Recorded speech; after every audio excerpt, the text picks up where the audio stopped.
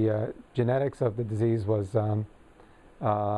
discovered about 20 years ago or 18 years ago, but there has been a great amount of research done to try to pinpoint how that genetic defect actually causes the muscle weakness.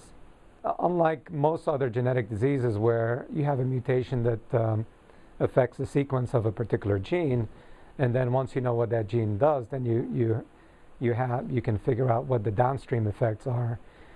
In FSH, it turns out that the genetic defect is a loss of a number of repetitive DNA elements on the tip of chromosome 4. Typically, normal individuals have more than 11 copies on both tips of chromosome 4, both copies of chromosome 4, whereas in FSH they have less than 10. For a long time, people were trying to figure out exactly how a loss of a number of repeats can actually cause disease, because the repeats themselves don't seem to affect the sequence of a particular gene. Now, unlike myotonic dystrophy, where we're talking about triplet repeats, we're talking about large repeats of that are 3.3 kilobases in size. And there was a sequence within those repeats that looked like it was a gene, but it was very difficult to demonstrate that it actually does anything, or whether it's actually expressed. So for a long time, people were looking at genes in the vicinity of the repeats. They're called the D4Z4 repeats. So one of the theories is that the contraction of a critical number of repeats affects the chromatin structure and perhaps turns off or turns on genes that are close by. But there were many contradictory findings from multiple labs, and so that theory did not seem to hold. And for a number of years, people started looking at that particular gene within the repeat and seeing if it has any normal function and what it does, and whether its expression could be affected by the contraction or by a loss of a certain number of repeats. So the new findings is that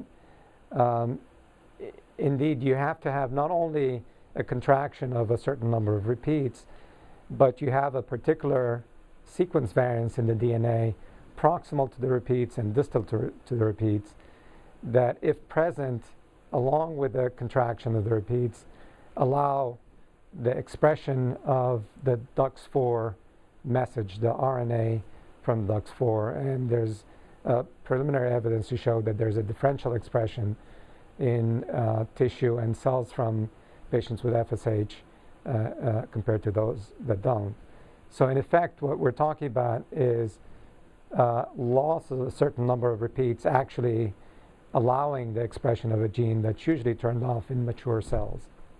The product of the gene seems to affect muscle cells in a number of ways.